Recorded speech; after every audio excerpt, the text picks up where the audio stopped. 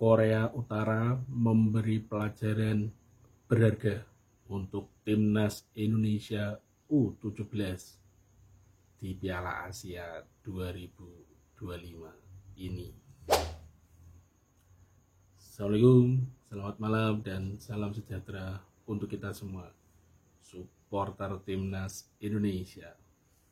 Pertandingan sudah berakhir antara timnas Indonesia U17 melawan Korea Utara U17 dengan skor fantastik 6-0 untuk kekalahan timnas Indonesia. Tampil cukup apik dalam penyisian grup, Indonesia mampu mendapatkan 9 poin di grup C. Sedangkan Korea Utara hanya mendapat 5 poin dari 1 kali menang dan 2 kali imbang. Tapi di partai perempat final ini, Korea Utara menunjukkan jati dirinya. Betul, Korea Utara benar-benar memberi pelajaran berharga untuk timnas Indonesia U17. Bagaimana cara bermainnya kita bisa melihat sendiri, pressing ketat, luar biasa. Pemain timnas Indonesia tidak mampu mengembangkan permainan. Bahkan aliran bolanya pun sangat terlihat tersendat sekali. Baru keluar sekali pegang bola langsung 2-3 pemain press, 2-3 pemain press. Luar biasa, militan, fisik kuat, dan visi bermain dari Korea Utara ini memang patut kita acungi jempol. Dan tak salah karena memang Korea Utara sendiri adalah salah satu tim yang dijagokan untuk juara di Piala Asia U17 2025 ini. Karena sejatinya Korea Utara tidak sekali dua kali ikut Piala Asia di kelompok U17. Bahkan sejarah mengatakan Korea Utara U17 sudah 2 kali juara di pentas Piala Asia. Dan dalam gelaran Piala Asia U17, Korea Utara sudah menjadi finalis sebanyak 5 kali. Jadi kita harus tahu bahwa Korea Utara memang tidak main-main, bahkan hampir sama dengan Korea Selatan. Kita percaya diri ketika menghadapi Korea Utara di babak perempat final ini. Karena di penyisian grup kita mampu mengalahkan Korea Selatan. Tapi sekali lagi bahwa sepak bola tidak bisa dilihat secara matematika. Dan malam ini kita dikasih lihat bahwa banyak kekurangan, banyak kelemahan dari timnas Indonesia U17. Tapi apapun itu ya sudah. Karena mau tidak mau kita sudah kalah oleh Korea Utara dan harus angkat koper untuk pulang dari ajang Piala Asia U17 ini. Tapi tak perlu berkecil hati untuk timnas Indonesia U17 karena target utama dan pertamanya telah tercapai, lolos Piala Dunia U17.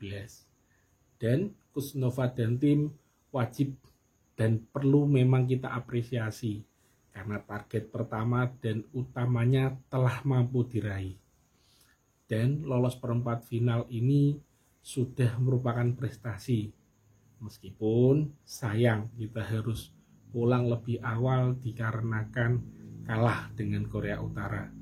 Apalagi memang skornya menonjol 6-0. Dan memang ya tidak tahulah, setiap timnas Indonesia baik di segala kelompok usia dari dulu ya, ketika dibangga-banggakan, dielu-elukan, tidak tahu.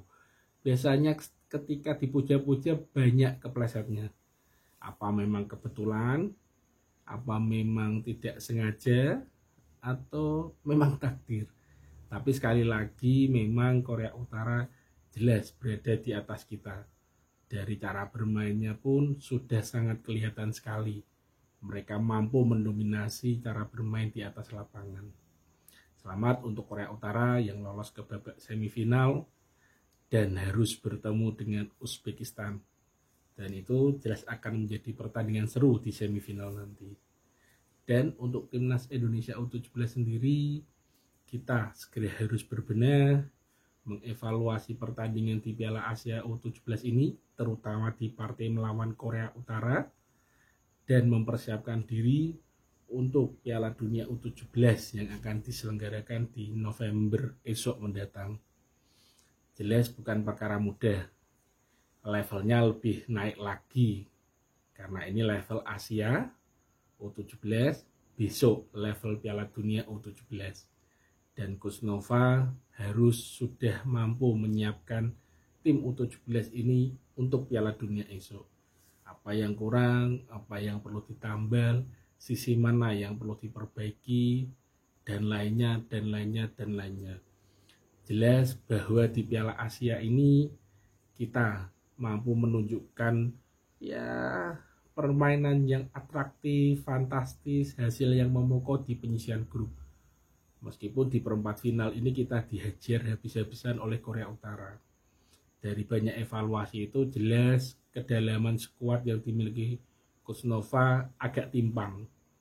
Dan itu perlu segera dicarikan solusi dalam jeda waktu untuk menghadapi Piala Dunia U17 esok.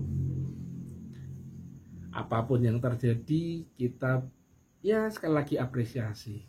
Dan untuk supporter sepak bola Indonesia, sekali lagi kita saling mengingatkan, jangan dibully untuk adik-adik timnas U17.